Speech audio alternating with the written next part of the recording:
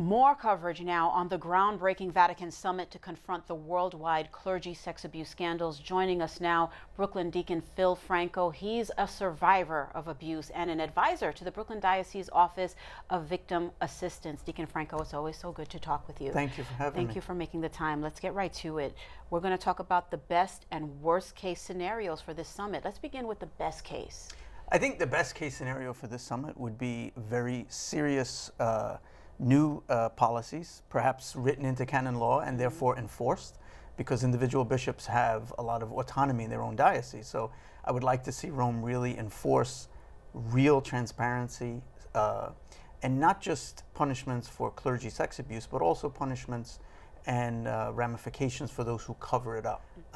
The best case scenario would be a scenario where there's real repercussions, and that would help to root out in the future. And the Holy Father talked about 21 guidelines that he's put out. We don't have the details of that yet, but it's very comprehensive. Right. The worst case scenario would be, given that?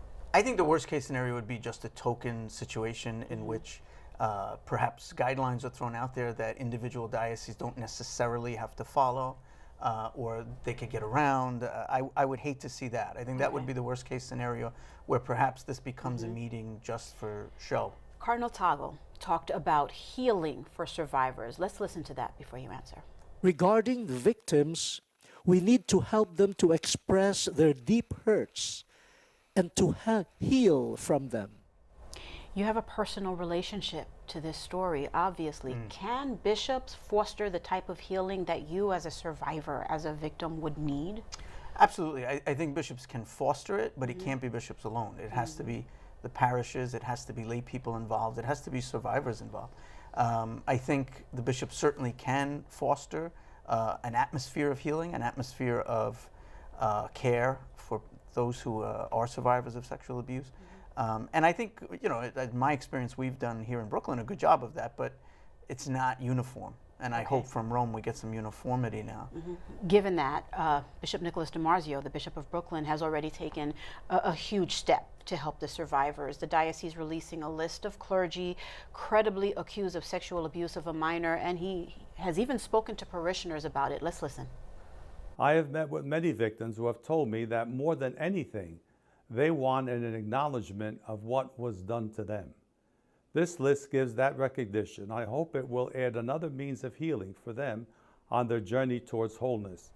How important is that list? Very important. I think, like the bishop said, it's just one step on the journey.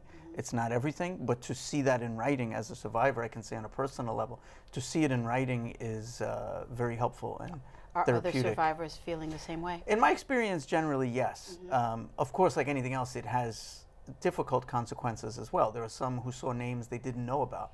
There are some who saw names and said, wow, that's the priest who did my wedding or baptized my child, So you can't expect it to be a perfect scenario. But I think as survivors, it was very therapeutic to see the names written.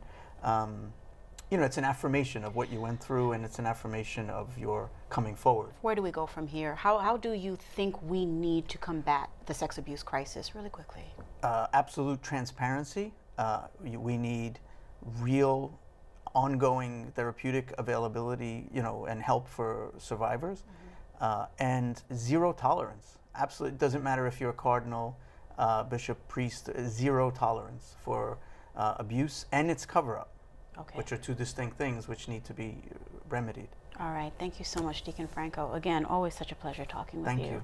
I appreciate it.